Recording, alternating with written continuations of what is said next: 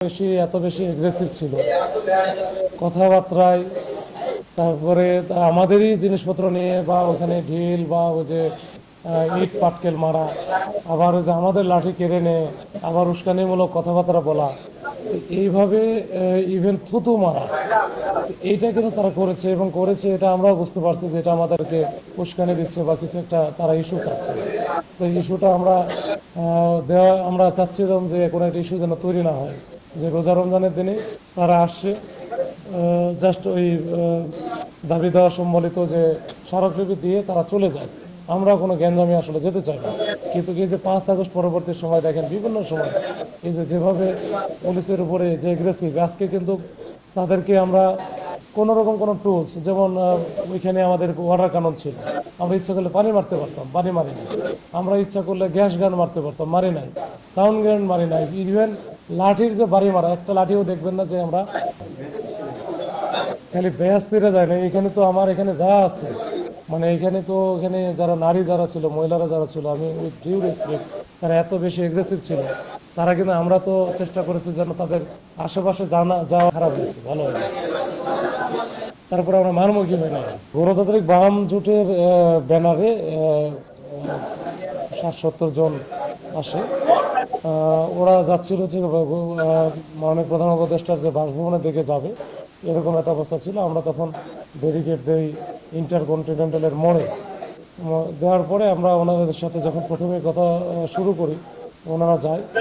তো যাওয়ার পরে আমরা কিন্তু তাদেরকে বলি যে ঠিক আছে, আপনারা হচ্ছে যদি এখান থেকে যাওয়ার সুযোগ নেই, আপনারা প্রতিনিধি দেন, আমরা ওইখানে কথা বলেছি, আপনাদেরকে পাঠাবো, আপনারা উত্তেজিত হবেন না।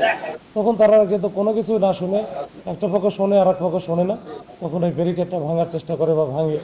তখন তারপরে আমরা বোঝানোর চেষ্টা করছি যে আপনারা এখানে অবস্থান করেন, আমি 5 জন পাঠাবো, ওইখানে কথাও বলেছি, আপনারা একটু দয়া করে ওইখানে গিয়ে আপনাদের যে বক্তব্য বা স্মারকলিপি এটা পৌঁছে দেন, সমস্যা নেই।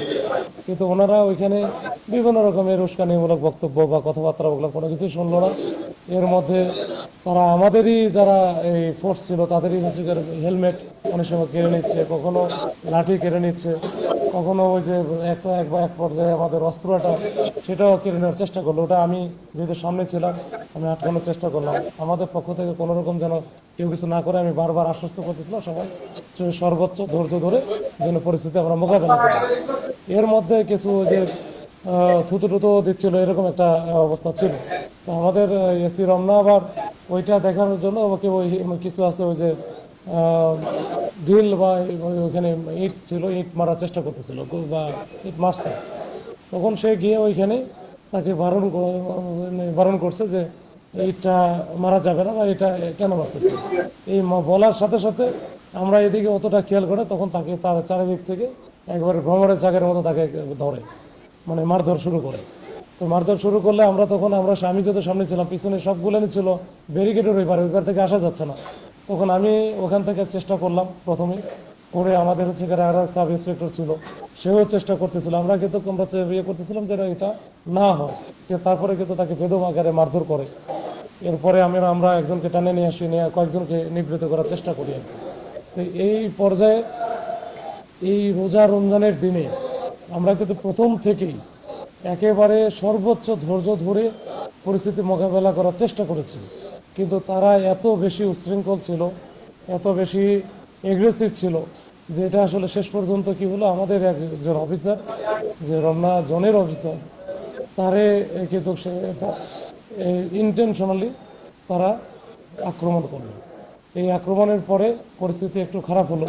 পরে যাক, তারপর আমাদের ছেলেপেলেদের তারপরেও বুঝেছি ঠিক আছে, যেটা করছে এটা আমরা পরবর্তীতে আমরা কী লিগাল অ্যাকশন হয় সেটা আমরা নেব, কিন্তু তোমরা অধৈর্য হয়ে না। পরে আমরা কিন্তু তাদেরকে আমরা আর নতুন করে কোনো কিছু করতে দিই না বা সুযোগ দিই না। এরপরে কিন্তু তারা ওখান থেকে চলে গেছে।